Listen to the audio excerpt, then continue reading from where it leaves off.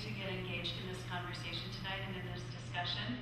If we could have Dr. Roberts and Art and Carl please come up.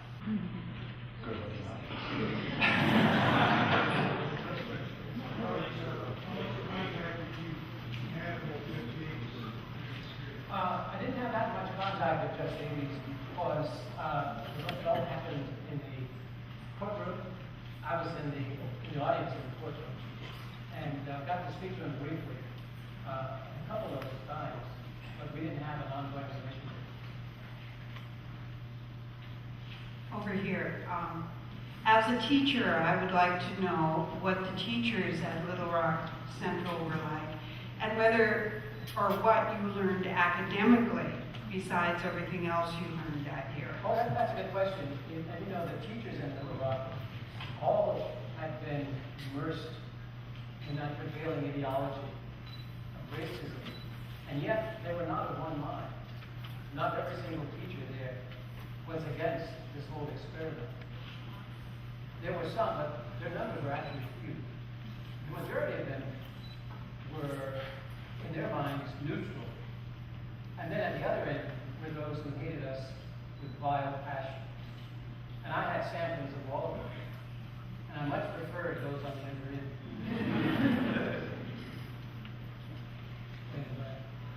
Yes, the meeting was established for the law. How did you, as a fellow student, respond to that incident?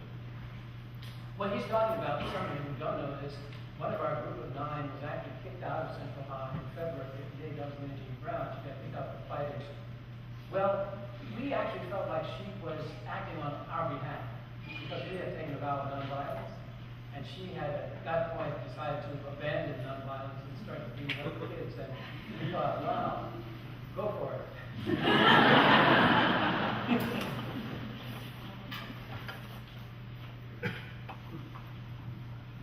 I have 2 questions, one for Dr. Roberts and the rest for the panel itself. First for Dr. Roberts, were the 9 of you friends? Were you well acquainted with each other? Were you pals or chums? And the second question is perhaps a comment that I'd like to have you reply to. I was, even in 1957, under the impression that Judge Davies was brought from Fargo because he was someone from the outside who could withstand the pressure of making these decisions. We were acquainted with each other simply because in Little Rock at that time there was one middle school for black kids and one high school for black kids. And if you were a black kid in Little Rock, you went to those schools, and so we did know each other. And I was friends with all of them. And what about that? As far as we know, like Judge Davies said in the film, is that he was just asked to go down there because all those states were in the same circuit. So it wasn't uncommon to have someone from one state go to another state. So for him, it was like, can you come down and help us in Arkansas? So like he said, he went down there, and then that's when he discovered what was going on down there. So we did a lot of research, and we never found, of course, that was one of the arguments, that they were bringing in an outsider to make the change. And there was no evidence from the Eisenhower Library to the 8th Circuit Court where it was decided that Davies would be the one to go and get this done. And according to his papers, we have nothing that he would indicate that he was chosen for this purpose. But also, you do know that the reason he had to go, that none of the judges in that Arkansas area, part of that same 8th Circuit, would touch the case. Because they knew that if they ruled the way Judge David ruled, they would not have a happy time anymore in Arkansas. In fact, there's different districts in Arkansas, and the judges that should have handled the case found cases in a different district to handle, and very conveniently. So we do know that. I have a question for Dr. Roberts.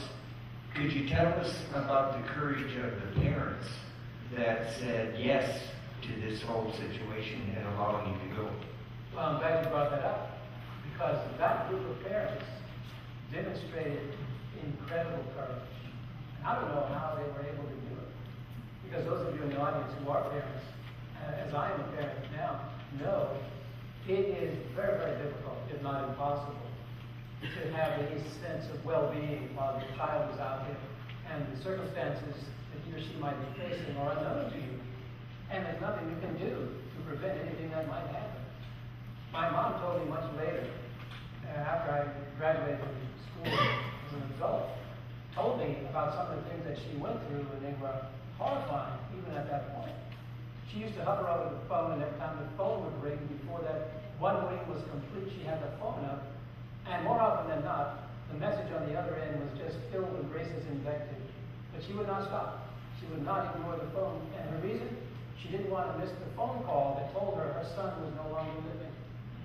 Tremendous psychological pressure. And yet, she was able to continue to say yes to my choice to go. Thank you. Great question. You've been overruled.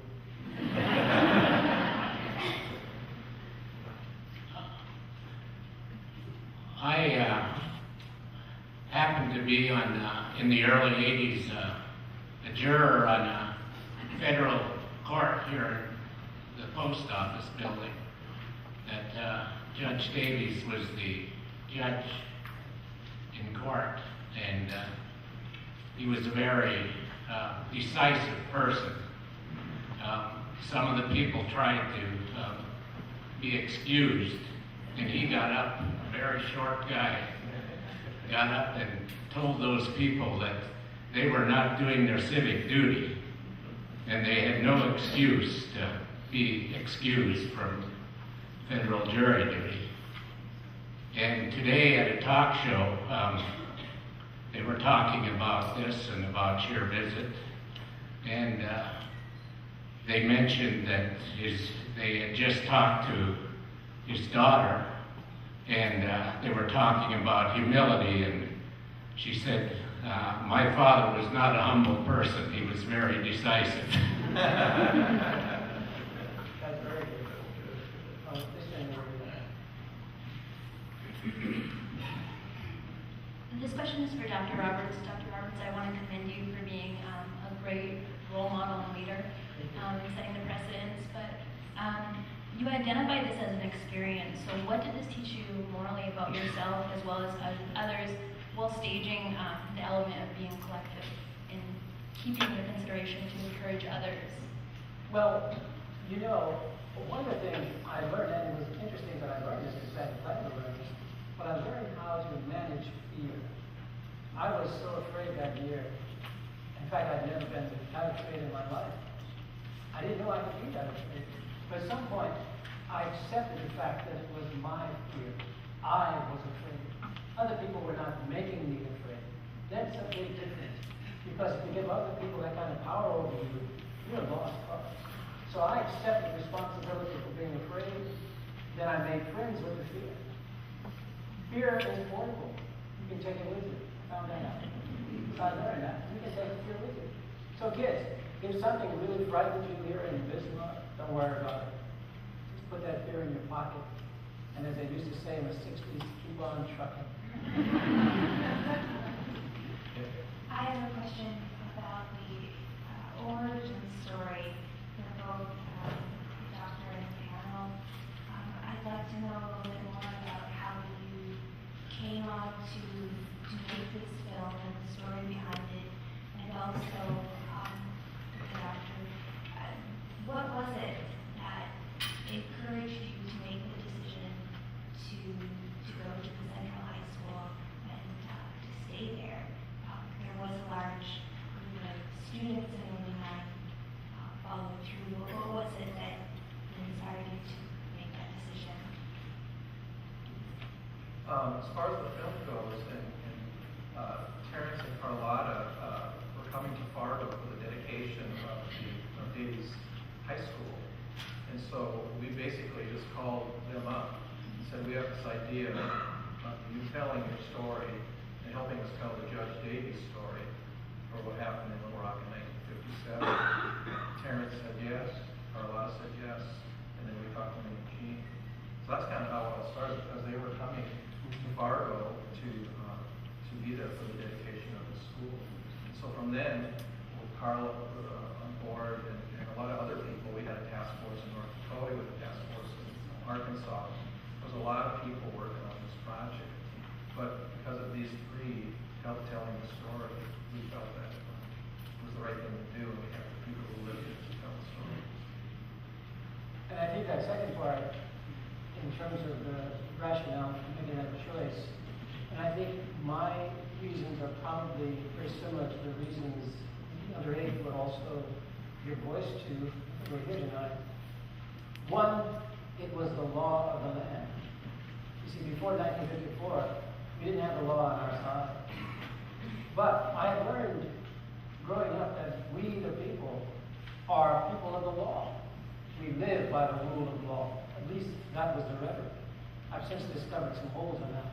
But I still believe in the efficacy of living by the rule of law. So I use that as part of my decision making. Number two, I was also aware that millions of people who had lived before me had sacrificed their lives in order for me to have this opportunity to choose to be a part of this experiment in desegregation. Dr. Roberts, I wonder if the community of African Americans in Little Rock was united in the decision to integrate the schools, or if there was a division. Whenever there is a group of people, anywhere at any time, there's always division. There will never ever be unanimity of thought among any group of people. You can count on that. Thank you. I'd make a quick comment about Judge Davies. As a young lawyer, I had an opportunity as an assistant United States attorney to try a number of cases before him for 4 years. And I enjoyed the comment that the lady made. It took him about 4 minutes to make the decision. That was about an average time for him to make the decision. He was an excellent judge, and he had great respect for the law and for all of the people who appeared in the court. Yes, absolutely. I've heard that a lot. Yeah. And we need a lot more people like that. I have a comment about Judge Davies, but before I do that, I want to refer to the fact that in 1959, I was a JAG officer at Fort Knox, Kentucky, and the lady in our office lived about 60 miles west of there. She said, if you're going to be out there next weekend working, why don't you stop by and go to church at our church and have southern chicken dinner at my mother's place. So I went to this church, and there was an old wooden church across the street that was boarded up. And I went into the church, and I was there half an hour early, and I saw this 1/3 of the church was roped off. And I thought there was something special, so I went ahead a little bit and sat down. Next thing I realized was that the black people were filling up this Catholic church. This is 1959. And I'd never been down south before that. And then finally, the other people came in, and here we are. And so I came to the lady, and she's a very, very religious Southern lady, and she said, how'd you like our church? And I said, well, I was a little surprised about the black people being roped off on the back of the church. And she said, oh yeah, that was a controversial thing, but I think it was a lot better than keeping him in that unheated wooden church across the street all those years. That was the background in 1959 to me, very shocking, so I can see what the situation was.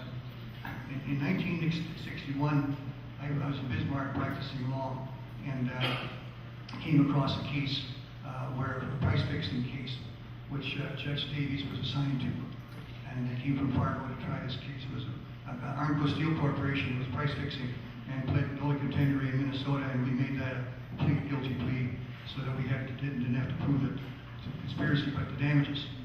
And for five years we had to prepare the invoices and the bids all over the three-state area to a court. Judge Davies supervised that whole process, and with a strong hand and a deep heart. But anyway, he tried that case, and eventually when the attorney's fees came up, and he said, I'm glad Mr. Pierce, who was representing most white lawyers to the other side, I'm glad that you didn't suggest that the North Dakota lawyers should be, and these young lawyers should not be compensated for this property.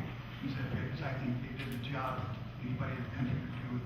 And he was so defensive about the law, and so quick, and so decisive that it was fun to try it. I tried several cases with him, criminal and civil cases, and he was really a great judge. The other thing that I mentioned some people outside, I got very close to him, which was almost improper. He called me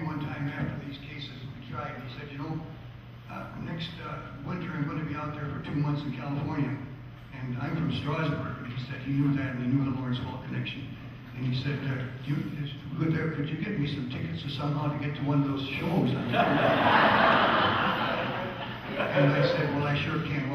Well, my sister-in-law was Connie Klein's sister, who was a drummer in the Welk band, so I called up the Welk people and I made some contacts. And they found out who he really was, that he was the judge at Little Rock and the whole bit. And so they made the contact from there with him at the hotel, and they had him picked up and taken to a dinner with Lawrence Falk and other people, and they had him seated and introduced him on the national television show that night. And he came back and he said, boy, he says, you sure got a lot of pull. And I said, that's your pull, not mine.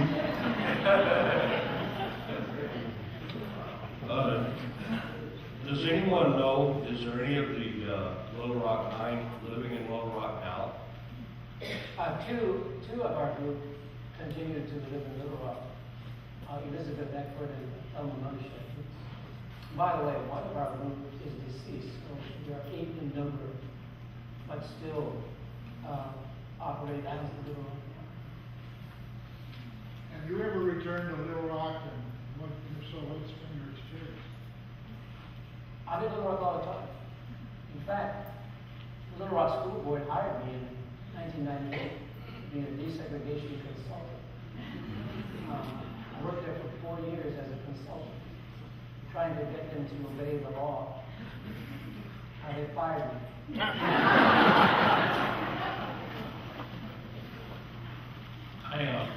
postponed my vacation to come and hear you speak, so thank you for coming. And I have a connection with Judge Davies. I knew a woman in Grand Forks when I lived there who knew him, and she told me stories about Davies. And I knew about the Little Rock situation, but I didn't know that the judge was from North Dakota, so the connection was special.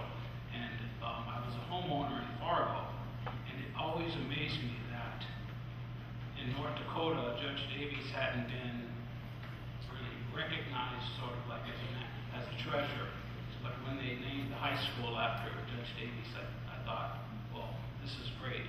And in addition to that, I think that since you guys have made the film and turned it into a curriculum, it really adds to the meaningfulness of what you are trying to do, which is to educate our young people and improve the whole situation with the ethnic problem. If I could comment on that, I was teaching in Fargo. I taught in Fargo for 18 years.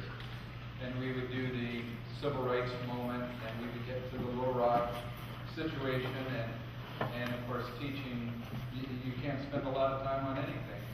And I would tell that, and then I'd do a Paul Harvey moment, and I'd say, the rest of the story is the judge lives in the south side of Fargo.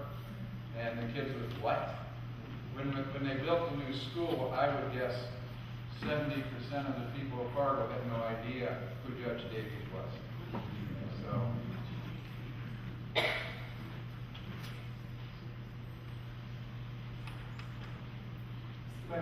Question down the front.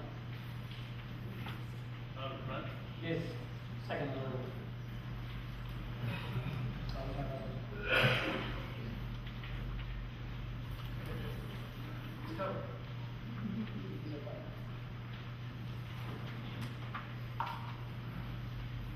Earlier you mentioned that many of the same issues that were around in the 1950s are still active now, and Bismarck has grown very quickly into a much more diverse community than it used to be or once was. What advice would you give to the community as it experiences inevitable growing pains? Good question. Yes, I'm chuckling here because I'm thinking about reading.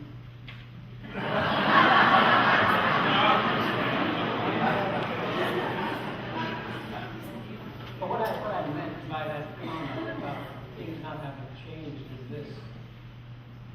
We in this country have, for those many years I talked about, along with developing this ideology of racism, managed to build in a structural inequality.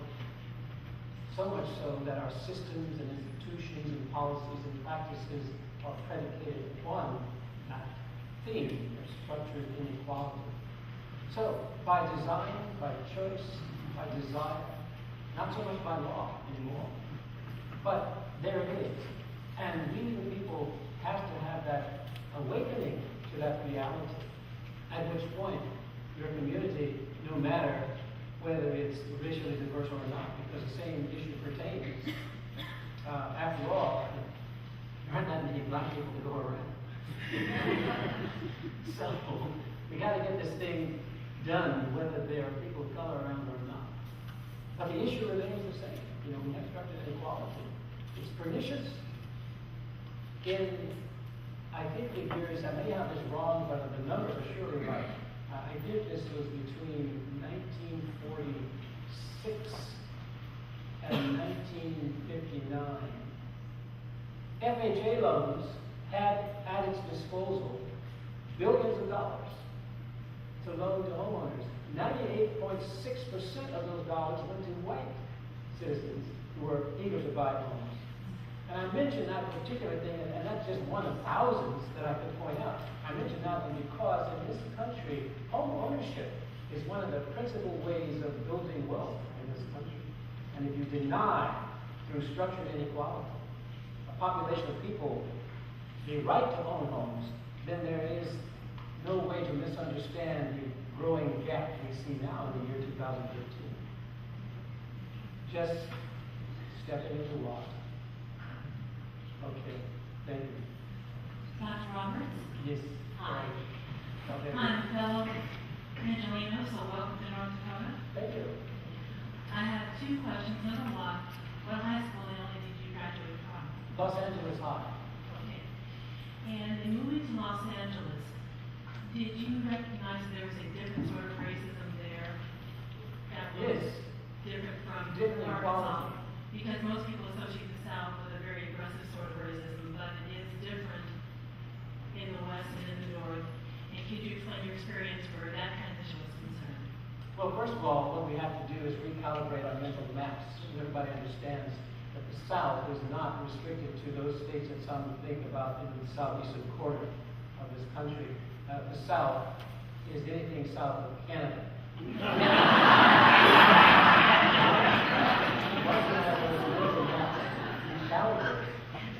And the issue is not whether you're in the South or not. You are in the South. But what is the manner of manifestation of the racism in that region? And so the California racism is different in quality based on the region. Southern Californians were fairly laid back in their racist attitude. They conveyed the message they didn't like as not so much yelling and screaming and waving rebel flags, but in being certain that you did not enter certain zones or areas, etc., etc. Sometimes very subtle, sometimes not. I tend not to see the subtlety anymore. I see it all as glaring because that helps me. And I recommend that, by the way. I just have a quick comment. I'm over here. Hello. Over here. I just wanted you to know that the federal building in Grand Forks is also named for Judge Davis and has been for 5, 6, 7, 8 years. And we're very proud of him. We're also working on a commemorative display for Central High School there because there was a discussion, an interview with Louis Armstrong. At that time, he was in Grand Forks, and he made comments that he had never made before about how the federal government should be involved in integration. And those were published in Grand Forks, and that was at the same time. Davies was down there, and there's some belief that that was part of the reason that Eisenhower actually finally came forward and put troops in. So we're working on those kinds of things and trying to do a better job of explaining what happened and putting it in the school system there as well. Thank you. I just wondered how widespread the curriculum is being used across the United States. The curriculum will be released to the North Dakota schools. All North Dakota schools will receive this movie, and itself this fall. And then all the schools in Arkansas will also receive it.